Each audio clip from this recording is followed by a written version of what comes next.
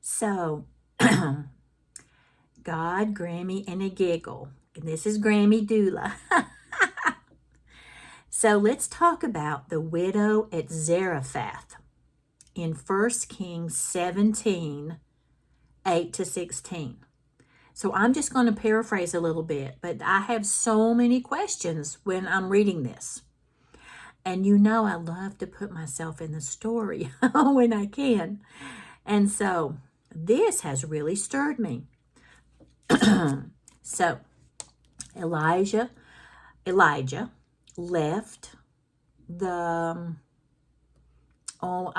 he was at a brook. I can't think of the name of it, but the Lord told him to go to Zarephath, that he had instructed a widow there to feed him.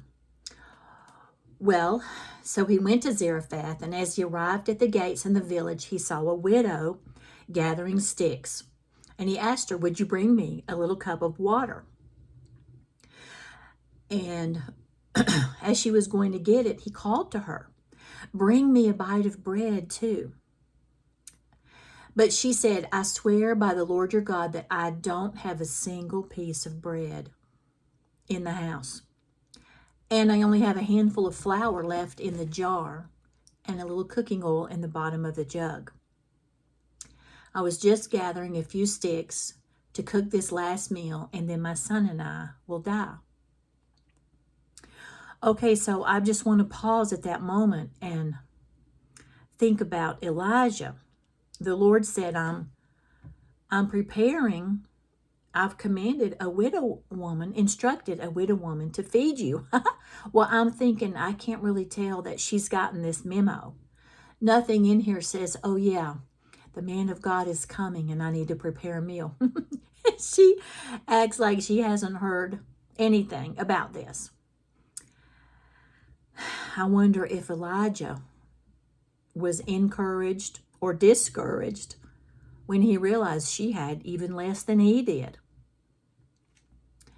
So one thing that stirred me about this is she was building a fire, gathering sticks to cook a last meal. She had enough food for one meal, and she and her son were going to share it.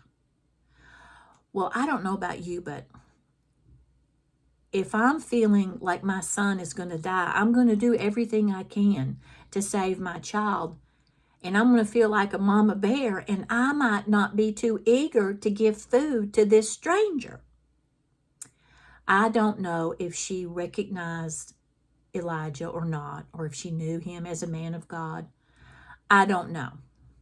But I think I might have gotten an attitude and walked away. I don't know. But I'm thinking about it. So, verse 13, but Elijah said to her, "Don't be afraid. Go ahead and do just what you've said, but make a little bread for me first.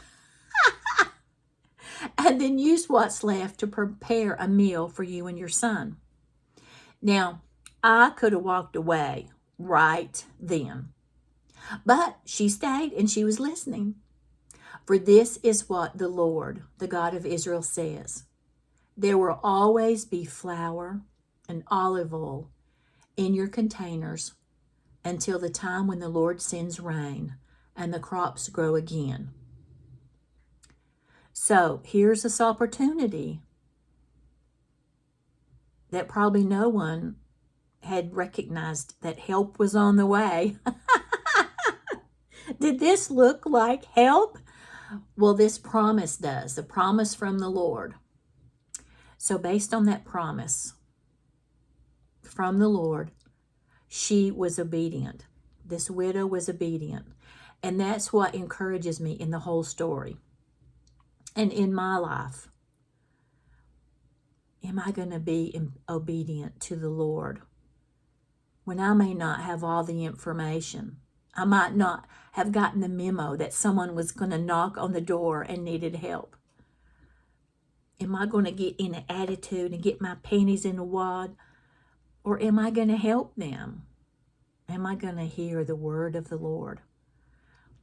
So, verse 15, she did as Elijah said, And Elijah and her family continued to eat for many days. And there was always enough flour and oil in the containers, just as the Lord had promised through Elijah. So I'm just encouraging us and me that when we don't know, and we can lean in and listen to the Lord. And we can have peace because we know the Lord and his character. Okay, thanks for listening to God, Grammy, and a Giggle.